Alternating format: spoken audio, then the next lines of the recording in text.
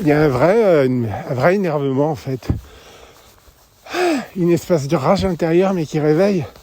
Mais en fait cette rage elle n'est pas déposée sur le...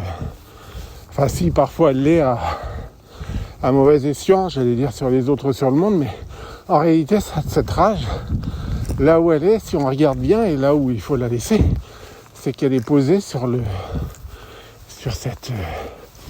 comment dire, ouais, cette rage de se prendre pour soi, de se prendre pour son histoire, de se prendre pour son histoire, ouais, d'être rêvé comme ça et de se prendre pour ça et de se faire perdurer dans ce rêve. C'est un truc de fou.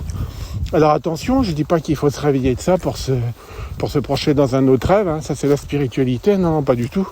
Je dis juste, est-ce qu'on peut dire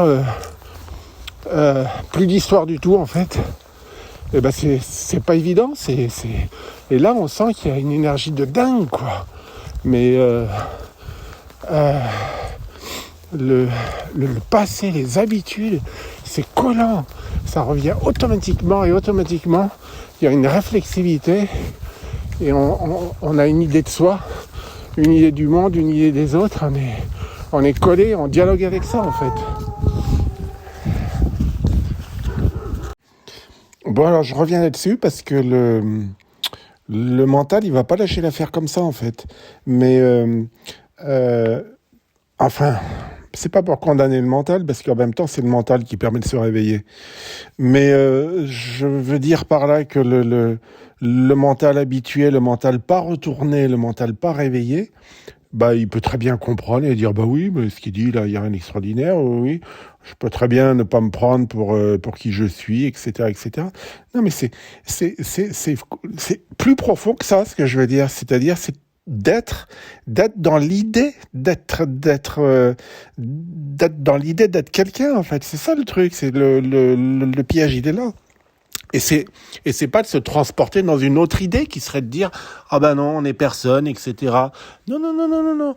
Moi je parle plus d'idée là, je parle vraiment de sensation, et cette sensation vraiment elle peut apparaître, et au moment où elle apparaît mais ça déchire tout en fait, et on se rend compte effectivement qu'il y a c'est qu'une histoire qui est rêvée en fait, et qu'à partir de là ça veut pas dire que du coup on n'existe plus, machin, on s'en fout de ça, ce sont des mots encore, mais il y a quelque chose effectivement de nous on pourrait dire, mais qui n'est plus historisé, c'est plus une image, ça peut plus être décrit en fait, et on devient comme un passage pour le réel qui fait irruption.